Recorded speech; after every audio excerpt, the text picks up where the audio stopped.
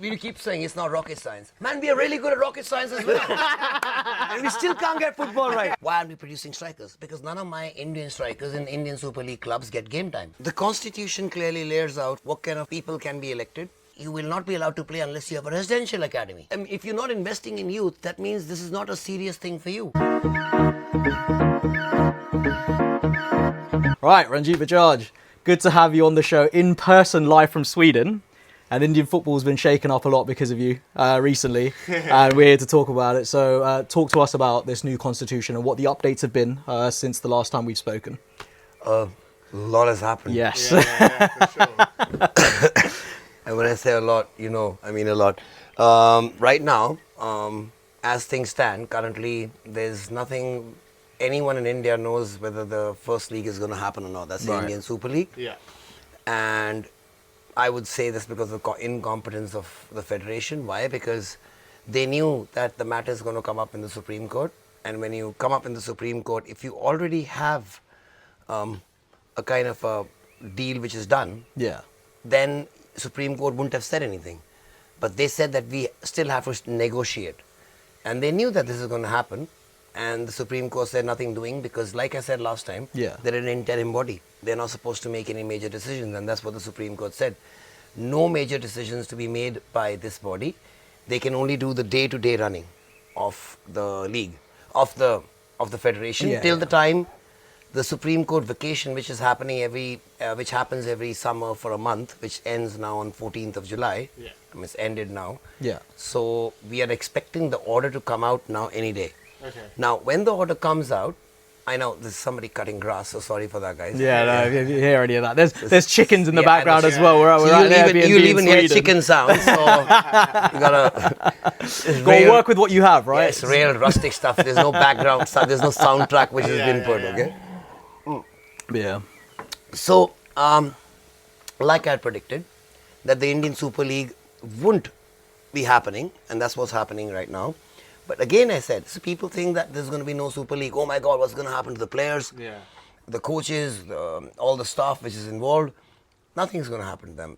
They're going to be perfectly fine because they are, as entities, number one, private limited companies. Number two, they are FIFA members. They've got their own CMS, CRS system. So if the league ends, the club doesn't end.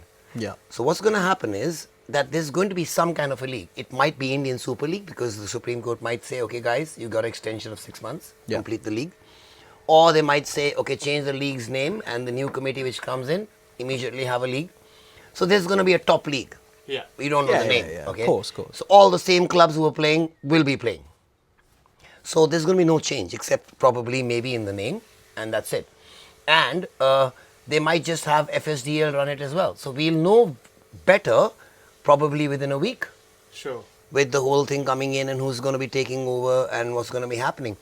So what gave me more confidence is that, these clubs might be coming out with statements which may be all pre-planned. And it's not maybe, it is all pre-planned that, we'll put out these statements. A statement from Sunil Chetri also came out today that, oh my God, I'm really worried. No one's really worried. Because they've got contracts. Why? Because they've got contracts, bro. I hear what you're saying. So suppose the club doesn't pay them, they can go to FIFA. FIFA doesn't care whether there's a league or not. So the players are protected, the coaches are protected, yes, the staff are not. But that's what I'm saying. If there was no league, they wouldn't be signing big players. I think that's the biggest sort of That's the biggest giveaway. Yeah. Because not only one, all the major big clubs have made foreign signings. When foreign signings, you're talking about a minimum of outlay of $1 million a year. With 4 or 5 foreigners you're going to be signing. So it's not something you can just, give away like that. And unless you're sure, they wouldn't have done it. Yeah, for sure. So that's a massive. So fans can rest assured it's happening. Cool. So my question is, like, I saw a couple of things, for example, Churchill brothers who got promoted. So I want to touch on promotion and relegation. But I also want to touch on. Let me stop you there. They haven't been promoted yet. So they haven't. Oh, so wow. This is That is what I saw though. wanted, So like it's being reported in a certain way from what we can see. The ISL said, if you're not going to continue with our league, why should we have any promotion from your I league? Okay. So we're not going to do it.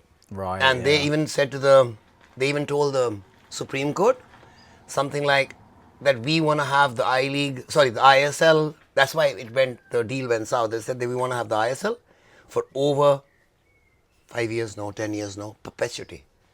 They want a rights for perpetuity. That means forever. That means not my children. That's chickens. Okay? My children's children, till time lasts, the eternity of time, even if football doesn't exist, they still want to have rights for the main league. Yeah. And how much do they want to pay? Billions of dollars? No, they want to pay zero. And they want to have it for free. For sure. And then they want to have no promotion and relegation.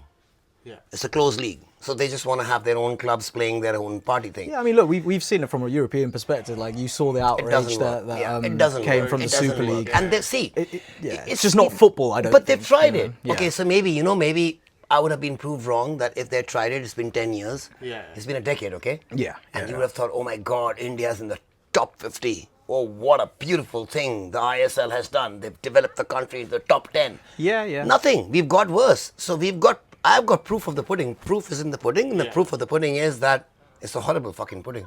No, that's so interesting. So I want to talk about, so obviously it depends. This decision is basically put Indian football in an absolute whirlwind in terms of the ISL. Yep. But could you clarify when will this new constitution be fully adopted? So I'm just going to come to the lay down and tell you the whole story. Yeah. So, see, the constitution clearly lays out first that what kind of people can be elected. Okay.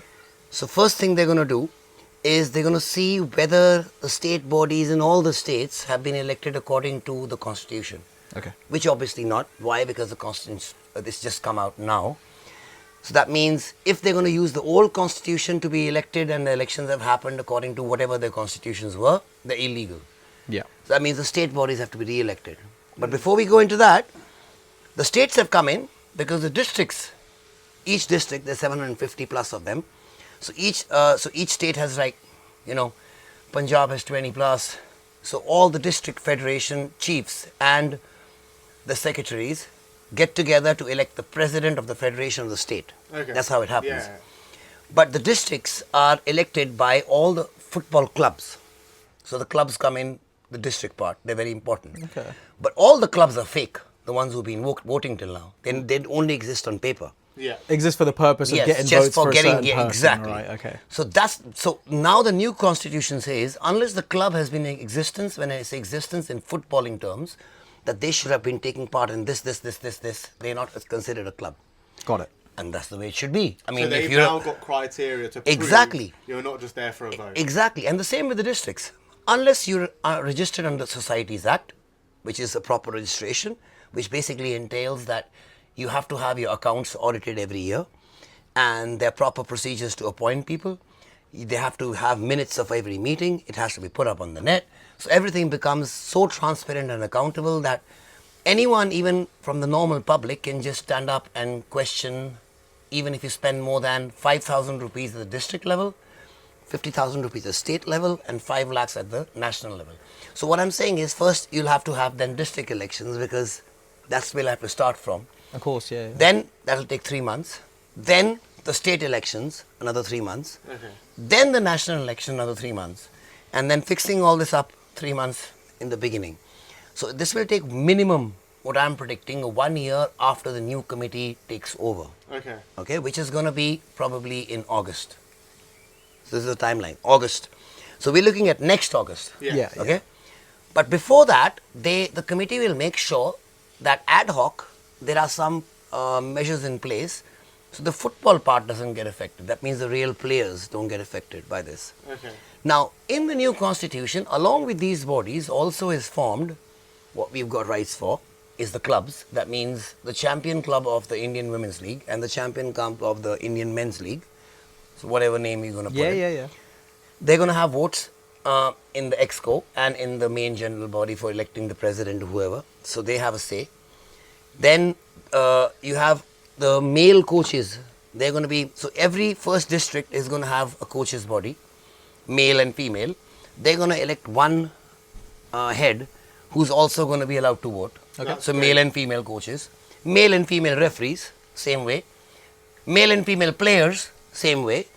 So what we did, why are we doing this? Because who are the real stakeholders of football? Yeah, all the stakeholders. These are the get a voice. stakeholders. Yeah. They don't have any votes or Yeah, voice. So that is why we made sure that they have a voice. And people say, they're not independent. They are, because each person has been elected by their peers.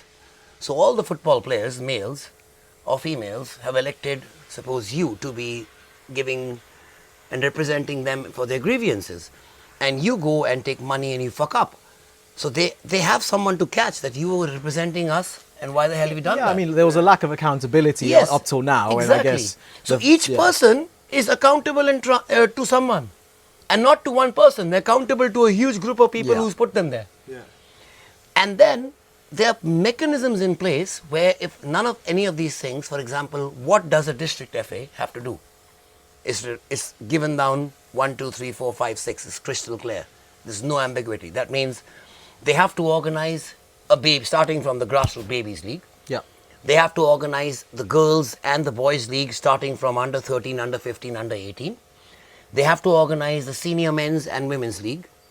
And then they have to make the teams for the Santosh Trophy and the junior nationals and pick the teams for the junior nationals and all that. Unless they have done each and every one of them minimum, they don't get funds next year. Wow. They don't get voting rights. And they get 1 year to set themselves okay. If they don't, next year they're changed. And how are they changed? The president doesn't put his own person. There are new elections. That's very rigorous compared to what we've researched. Well, I mean, and look, seen we were previously. speaking earlier about what needed to happen to change in your football, right? Obviously, our last episode with you was, what's wrong with it, and we were saying how you've taken the really long route in going right at the root of the cause with the constitution, and that's probably why it's taken a bit longer. I often see comments saying, "Oh, why don't we just do this quick solutions like PIOs, OCIs for Indian football?" There is no quick solution. But there is no quick solution. There See, isn't. it's people who have just come into Indian football now who say that. Yes. I came into Indian football. It's not their fault because I was like them. Yeah. Okay, I didn't know what's happening, and I tried to change things right at the top. And in fact, I did. I went for the jugular and I got Praful Patel changed, and I got the entire last brass taken out because they were there for more than 20 years. Yeah. But that didn't change anything. Yeah. Why? Because I came to know what is AIFF, like I said it last time. AIFF is a collection of all these states, okay? If all the states are corrupt, obviously their head is going to be corrupt. Okay, so unless you change the things, and then if the states are corrupt, it's because the districts are corrupt. So there's And no districts are corrupt. foundation, Yeah, districts are corrupt because there are no clubs who are voting for them. Yeah. The ones who really want football to progress. And are there clubs? People say there are no clubs. Are there clubs in the grassroots? There are thousands. I'll give you an example. So I have an association called Association of Football Clubs and Academies in India, and it's not a political based association. All it does is it links up. It's a community of clubs and academies, and tier 2, tier 3 clubs especially. That means the ones who are in tier 2, 3 cities, or who are right at the bottom of the rung because they don't have any support. The ones who are in the ISL or the I League don't need any support. Okay, these are the guys who need support. And how do we help each other? We help each other out in the community. So the point I was coming to, we have over 1,000 members, 1,000 clubs and academies, and AIFF has around 400. So how come AIFF has 450, 500 clubs registered with them, and me being, and I don't carry out drives. It's just a form which is available. You fill it up and you become a member. And how come these guys are my members, but AIFF seems to say that there are no clubs and academies? So we have to be able to reach out to the grassroots, and that the whole point is making the base super, super large. The larger the base, the bigger the pool of players at the top. Of course. If the base at the bottom, it's opposite, it goes down like that, that's why no new players are coming up. I think that's the other thing we talked about, right? We talked about nurturing the youth and building a foundation like Uzbekistan, what Japan did, compared to... Oh man, Uzbekistan. Yeah, compared to now. Let's where- not even talk about their ranking in 2018, which was equal to us, 95, 97. And now they've Let's talk qualified- about, no, forget about the qualification part of the World Cup. People that's keep on mad. saying that. Yeah. They won the under 19 AFC. Oh yeah.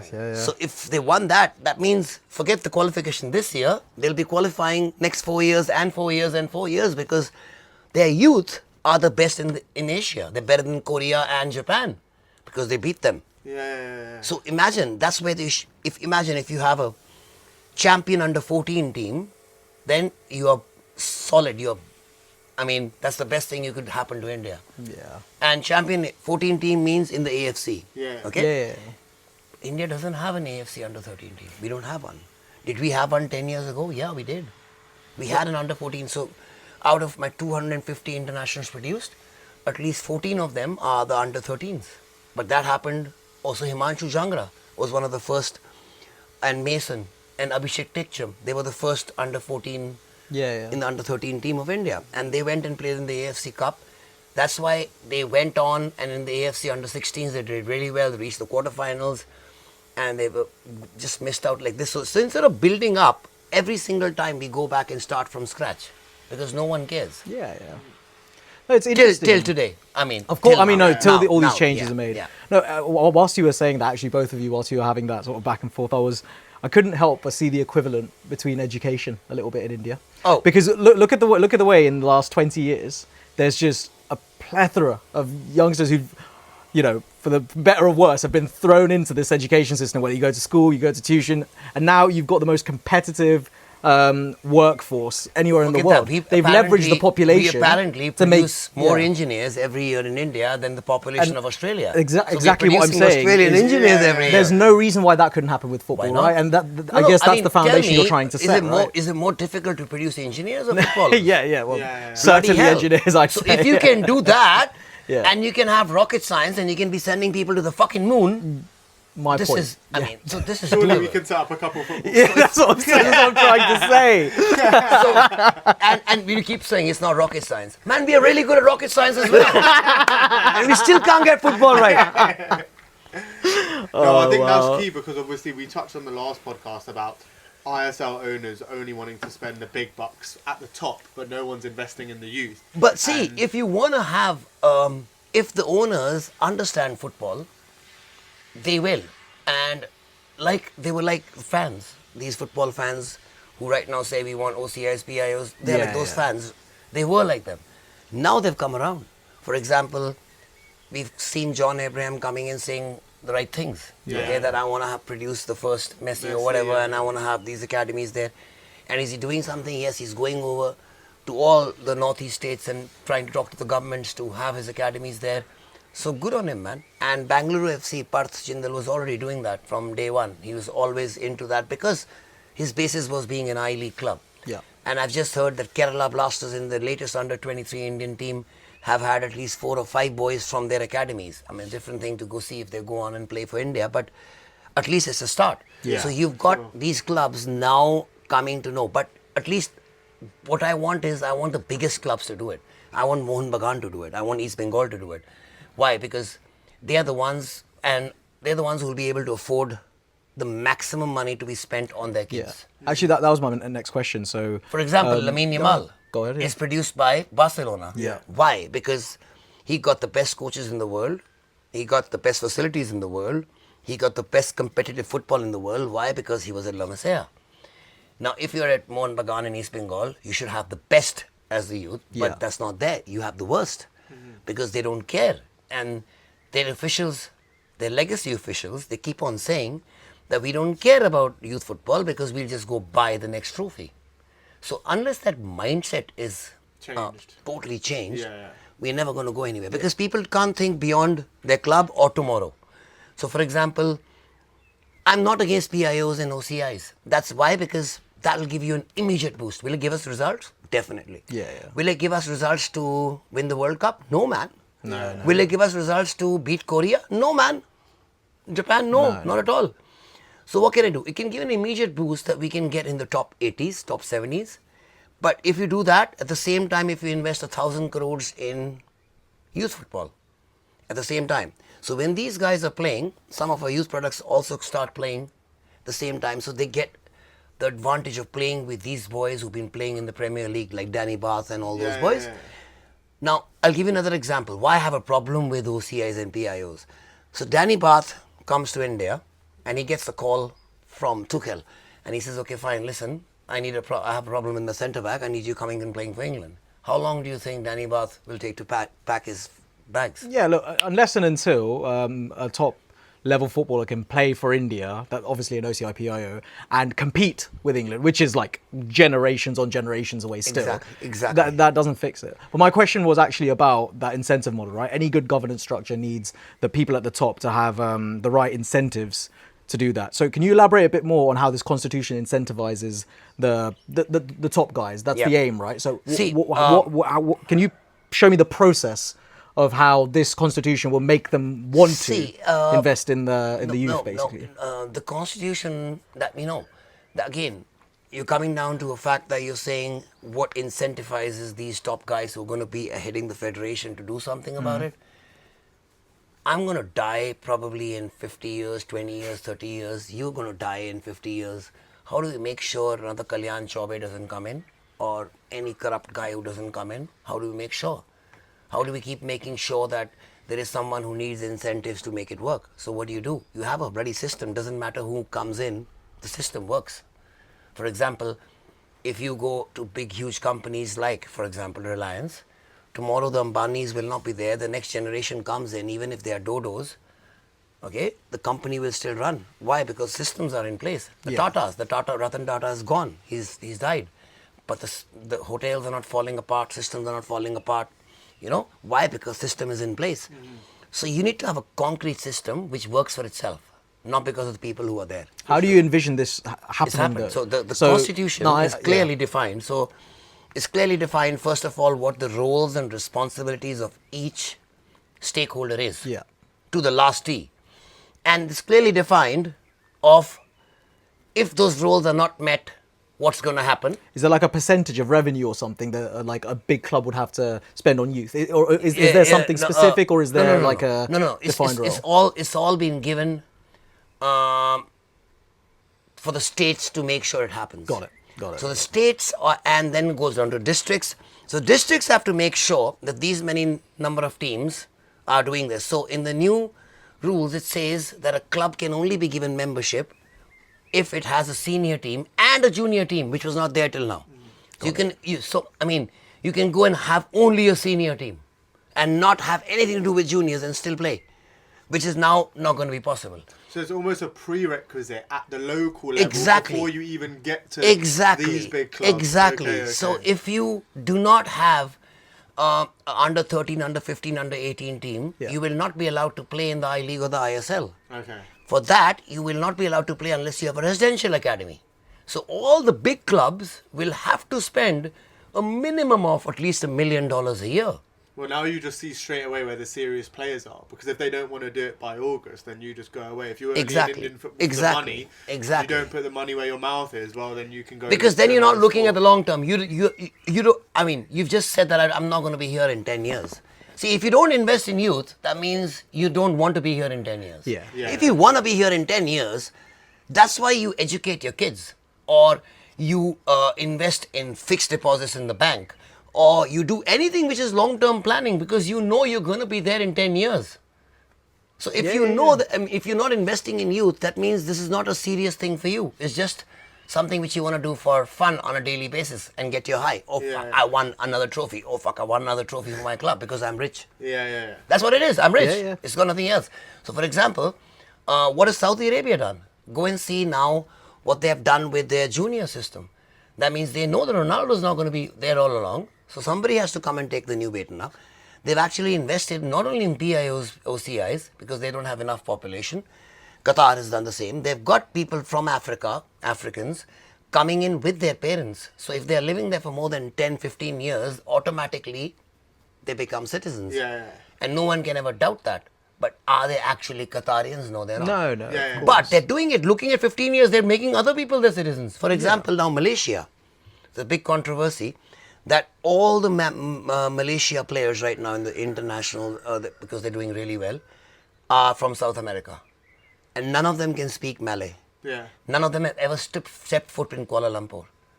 But they have been playing for So what happens, by the way, to all the Malaysians who've been grinding their ass off to get into the Malaysian team?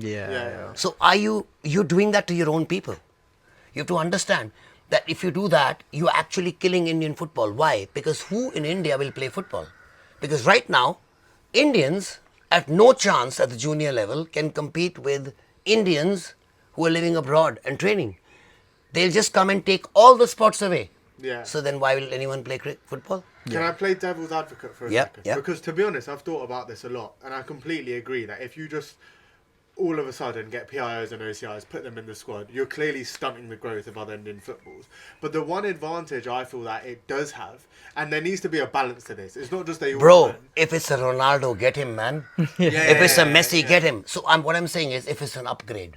That's what we're saying, is that I think the main reason... An upgrade cannot be 1920. It can't be, okay, he's a little bit better, because that becomes objective. Yeah. Okay, that Yeah, means yeah. in my eyes, the centre backs who are great, compared to you, you'll have a centre back who's better than him. So, for example, some people will rank Sergio Ramos higher than Rudiger and Rudiger higher than Sergio Ramos, but both of them are world class. Yeah, yeah, Okay, yeah. so you have to get me somebody who's this much better than a Sandesh Jingan, Danny Bath. Yeah. Wait, class. But how many do you have like that?